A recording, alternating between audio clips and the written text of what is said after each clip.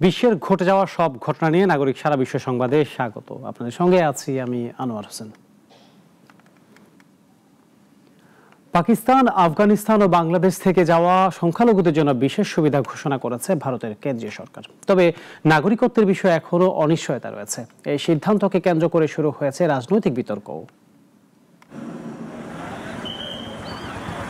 পাকিস্তান, আফগানিস্তান ও বাংলাদেশ থেকে যাওয়া হিন্দু, শিখ, বৌদ্ধ, জৈন, পার্সি ও খ্রিস্টান ধর্মাবলম্বীদের জন্য বিশেষ সুবিধা ঘোষণা করেছে ভারতের কেন্দ্রীয় সরকার।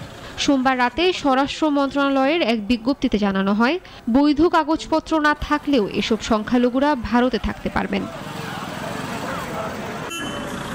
কলকাতার গণমাধ্যম বলছে, আগামী বছর পশ্চিমবঙ্গ ও আসামে বিধানসভা ভোটকে সামনে রেখেই এ পদক্ষেপ নিয়েছে মোদী সরকার। তবে নাগরিকত্বের বিষয়টি এখনও স্পষ্ট নয়। 2019 সালের নাগরিকত্ব সংশোধনী আইন বা সিএএ অনুসারে 2014 সালের 31 ডিসেম্বর পর্যন্ত প্রতিবেশী দেশগুলো থেকে আসা সংখ্যালঘুরা নাগরিকত্বের সুযোগ পেতেন। নতুন বিজ্ঞপ্তিতে 2024 সালের ডিসেম্বর পর্যন্ত ভারতে আসা সংখ্যালঘুরা শরণার্থী মর্যাদা পেলেও নাগরিকত্বের নিশ্চয়তা দেওয়া হয়নি।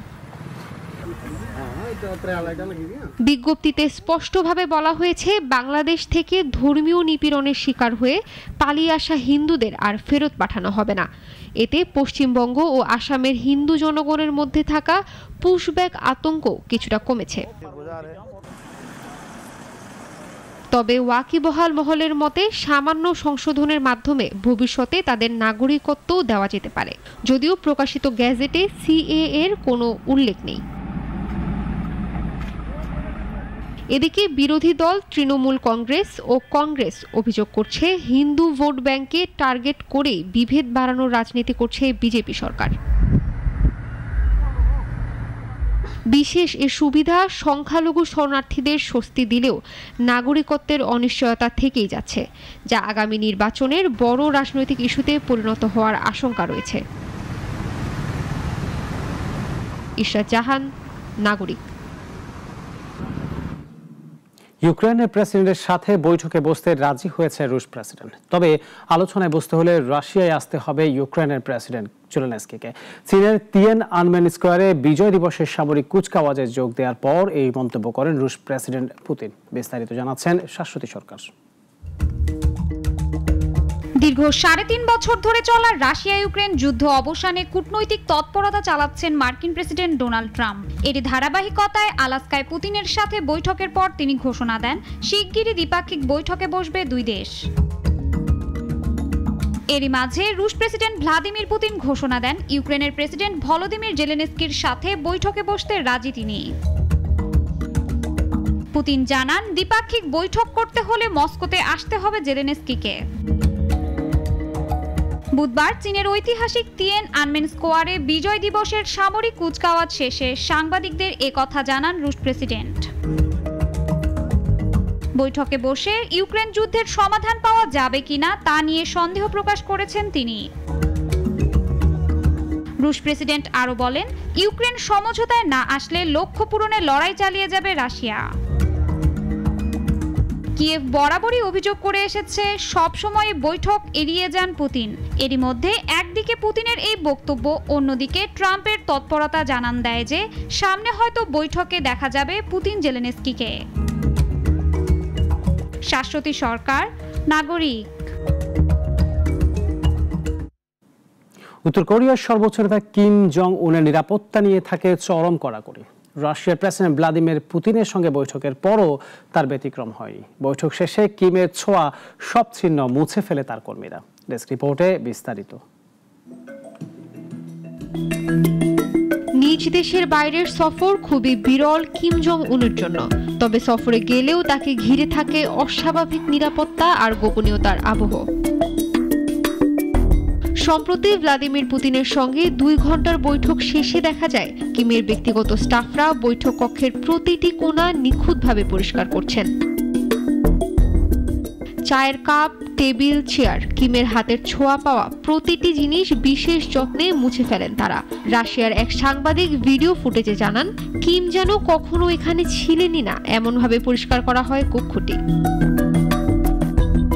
সিগারেটের অবশিষ্টাংশ থেকে শুরু করে টয়লেট বর্জ্য পর্যন্ত কোনো কিছুই যাতে বিদেশি গোয়েন্দাদের হাতে না পড়ে সেজন্যই এত কড়াকড়ি। বিদেশ সফরে কিম নিজের সঙ্গে বহন করেন ব্যক্তিগত টয়লেটও। দক্ষিণ কোরিয়া ও জাপানি গোয়েন্দাদের মতে তার স্বাস্থ্য সম্পর্কিত কোনো তথ্যই যেন ফাঁস না হয় সেজন্যই এই ব্যবস্থা। শুধু যে কিমের ব্যবহারের পরেই তার ব্যবহৃত জিনিস আর কক্ষ পরিষ্কার করে তার কর্মীরা এমন নয়, তার ব্যবহারের আগেও জিনিসপত্র সতর্কতার সঙ্গে পরিষ্কার করে তারা। ইশরাত জাহান, নাগরিক। যুক্তরাষ্ট্রের হার্ভার্ড বিশ্ববিদ্যালয়ের গবেষণা তহবিল কাটছাঁটের সিদ্ধান্তকে অসাংবিধানিক ঘোষণা করেছে মার্কিন ফেডারেল আদালত। বিচারকের এ রায়কে ঐতিহাসিক জয় বলছে হার্ভার্ড কর্তৃপক্ষ। ডেস্ক রিপোর্টে বিস্তারিত।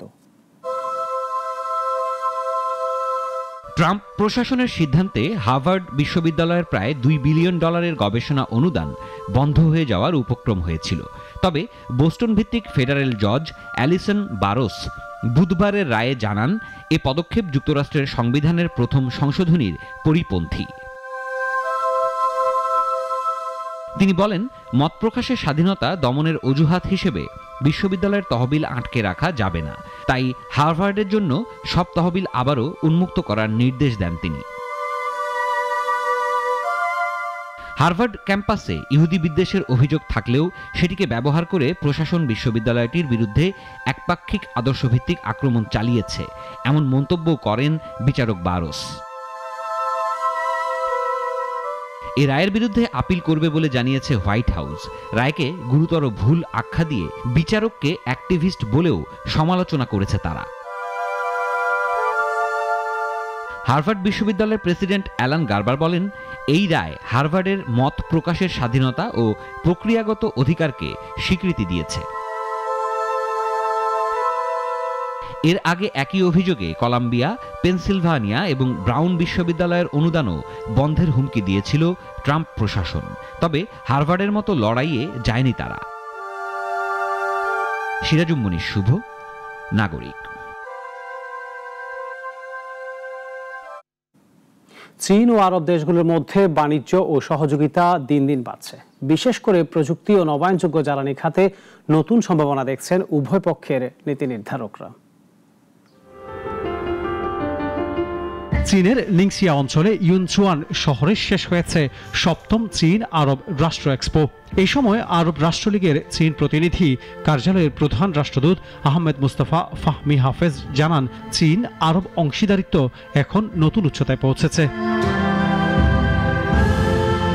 তিনি বলেন, ২০০৪ সালে চীন আরব রাষ্ট্র সহযোগিতা ফোরামের সূচনার পর থেকে সম্পর্ক আরও গভীর হয়েছে। আর ২০২৩ সালের বেল্ট অ্যান্ড রোড ইনিশিয়েটিভ উভয় পক্ষের যৌথ প্রকল্পের নতুন মাত্রা যোগ করেছে। রাষ্ট্রদূত হাফেজ জানান, কৃত্রিম বুদ্ধিমত্তা, নবায়নযোগ্য শক্তি ও পরিচ্ছন্ন জ্বালানির ক্ষেত্রে চীনের অগ্রগতি আরব দেশগুলোর জন্য গুরুত্বপূর্ণ অংশীদারিত্ব তৈরি করেছে। ইতিমধ্যে অধিকাংশ আরব দেশে চীনা বিনিয়োগ ও উদ্যোগ কার্যকর হয়েছে। ভবিষ্যতে তেল নির্ভর অর্থনীতি থেকে সরে এসে এআই ও নতুন শক্তি খাতে যৌথভাবে কাজ করবে চীন ও আরব দেশগুলো, এমন আশাবাদ ব্যক্ত করেন হাফেজ।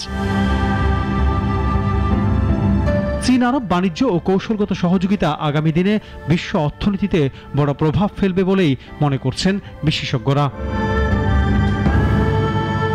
ডেস্ক রিপোর্ট, নাগরিক। পর্তুগালের রাজধানী লিসবনে ক্যাবল ট্রেন দুর্ঘটনায় কমপক্ষে ১৫ জনের মৃত্যু হয়েছে, আহত হয়েছে অন্তত ১৮ জন। বুধবার স্থানীয় সময় সন্ধ্যা ৬টার দিকে এই দুর্ঘটনা ঘটে। দুর্ঘটনায় আহতদের মধ্যে বেশ কয়েকজনের অবস্থা আশঙ্কাজনক। হতাহতের মধ্যে বিদেশিরাও রয়েছে, তবে তাদের জাতীয়তা নিশ্চিত হওয়া যায়নি। প্রত্যক্ষদর্শীরা জানিয়েছেন, বুধবার সন্ধ্যায় নিয়ন্ত্রণ হারিয়ে লাইনচ্যুত হয় ট্রেনের একটি বগি। উল্টে গিয়ে একটি ভবনের সাথে আঘাত লেগে দুমড়ে মুচড়ে যায় সেটি। এতে ঘটনাস্থলে মৃত্যু হয় অনেকের। নাগরিক সারা বিশ্ব এখন এই পর্যন্তই। এরপর সন্ধ্যা ৬টায় নাগরিক সংবাদ দেখার আমন্ত্রণ রইল। সবাইকে ধন্যবাদ।